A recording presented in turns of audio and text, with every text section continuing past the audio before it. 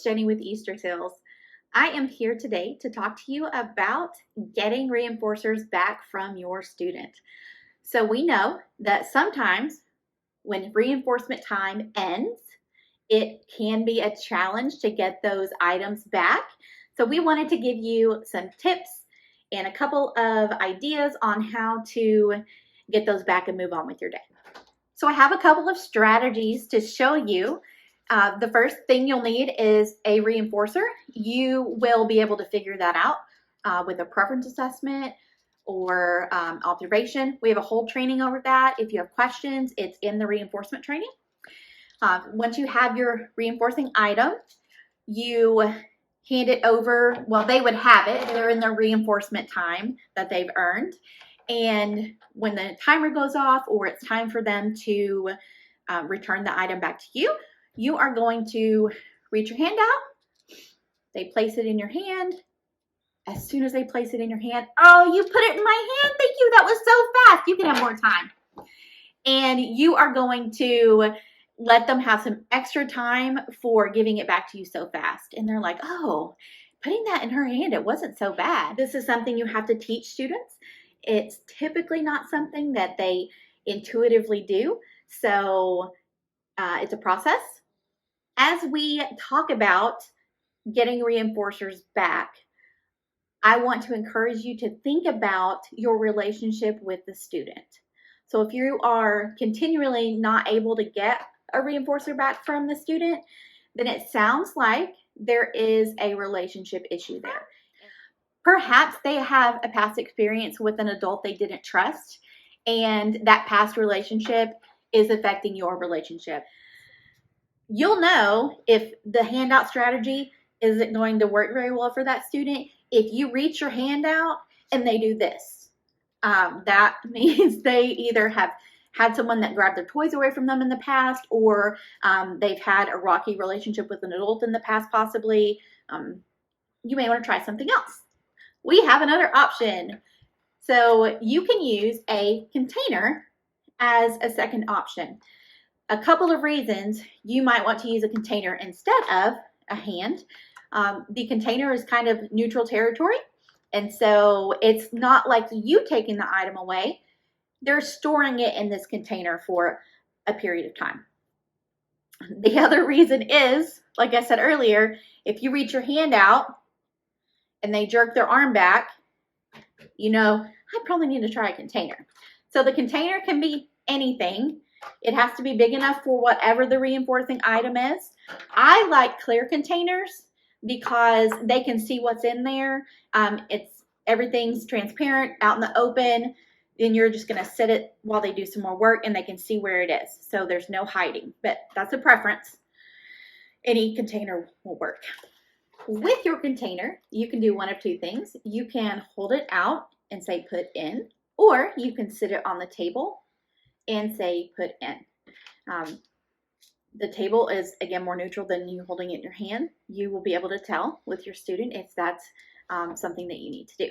So you say put in, they put the item in, and immediately you put the item in, you can have more time.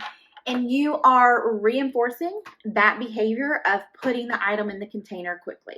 So for this step, the child will have their reinforcer that they've earned, and the timer ends. You can either hold out the container or you can put the container in and say, put in. In this case, my student missed the box, and that's okay. Just pop it in there, and they put it in. Same thing we did last time. Thank you for putting the item in. You can have some more time. And you are going to reinforce that behavior of putting the toy in the box. If you are still having a difficult time at getting your student to place their reinforcer in the container, I have another strategy you can try. It would be using the promise procedure in conjunction with the container. So you would still have your container, and you would also have an edible item. Typically it's like a Skittle, an M&M. I have Starburst here, unwrapped and ready to go. So what you do is you either hold out or sit your container on the table, say, put in, and as they put it in, you extend your hand with the promised item as they put that in. So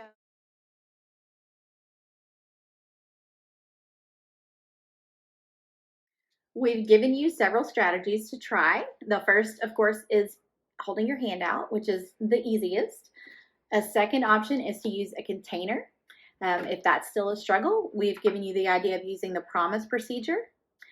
But if you're still struggling, like if you're seeing tears, if there's any kind of challenging behavior, yelling, flopping on the floor, any physical aggression, we encourage you to stop and evaluate all of the contingencies around what's happening. So I want to give you an example from when I was a classroom teacher. I had a student and we were working on him returning reinforcers. So we tried the promise procedure, we tried all of these examples that I've given you, and they were not successful at first. Where I had to start with him was he always chose, almost always, the iPad for his reinforcement time.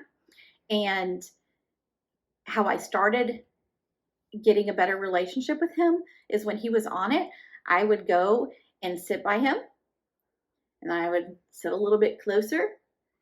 And then I started just putting a finger on the iPad while he was playing on it. Didn't pull on it, didn't mess with his game. I just touched the iPad while he played it. And then I started commenting on his game. And eventually, like, he let me touch things on the iPad and was happy I was there, happy I was engaging with him. And we had to start at that very small step, but we worked our way all the way through to the container. And I would say, put in, and he would put the iPad in the container without any challenging behaviors, no meltdowns.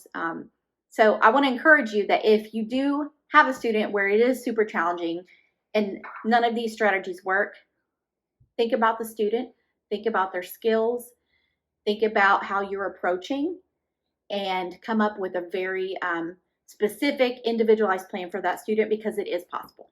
So we hope that this video is helpful. If you have any questions, you can reach us through the Project Prepare page.